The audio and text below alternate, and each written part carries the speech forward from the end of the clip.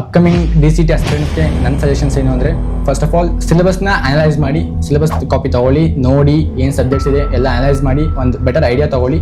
Second important thing is time management ಹಾಗೆ consistency.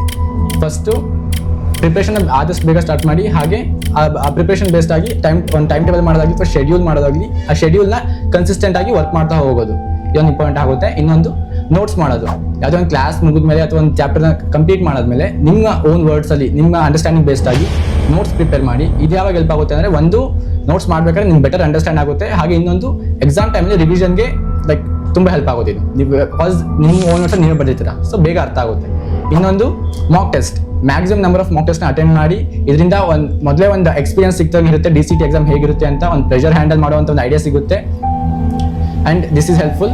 ಹಾಗೆ mentorship ಹಾಗೆ ಗೈಡೆನ್ಸ್ ಅಂತ ಬಂದಾಗ ಬೇಕಾಗೇ ಆಗುತ್ತೆ. ಹಾಗೆ ನಿಮಗೂ ಕೂಡ ಮೆಂಟರ್ಶಿಪ್ ಏನಾದ್ರು ಬೇಕು ಅನ್ಸಿದ್ರೆ, ನನ್ನ ಎಕ್ಸ್ಪೀರಿಯನ್ಸ್ ಬೇಸ್ಡ್ ಆಗಿ ಹೇಳೋದಾದರೆ, ಹಾಗೆ ನನ್ನ ಎಕ್ಸ್ಪೀರಿಯನ್ಸ್ ಹಾಗೆ ನನ್ನ ರ್ಯಾಂಕ್ ಬೇಸ್ಡ್ ಆಗಿ ಹೇಳೋದಾದರೆ, TTT ಅಕಾಡೆಮಿಲಿ ನನ್ನ ಒಬ್ಬ ಅಂತ ಅಲ್ಲ, ಲೈಕ್ ಯಾವೇ ಸ್ಟೂಡೆಂಟ್ಸ್ ಬಂದರೂ ಎಲ್ಲ ಸ್ಟೂಡೆಂಟ್ಸ್ ಕೂಡ ಎಲ್ಲರಿಗೂ ಟಾಪ್ ರ್ಯಾಂಕ್ ತೆಗಿಸ್ಬೇಕು, ಹಾಗೆ ಟಾಪ್ ಇಂಜಿನಿಯರಿಂಗ್ ಕಾಲೇಜಲ್ಲಿ ಸೀಟ್ ಸಿಗಬೇಕು ಅನ್ನೋ ಒಂದು ಪರ್ಸ್ಪೆಕ್ಟಿವ್ ಇಂದ, ಒಂದು ಗೋಲಿಂದ ವರ್ಕ್ ಮಾಡ್ತಾರೆ, ಹಾಗೆ ಅದನ್ನ ಮಾಡ್ತಾ ಕೂಡ ಬಂದಿದ್ದಾರೆ.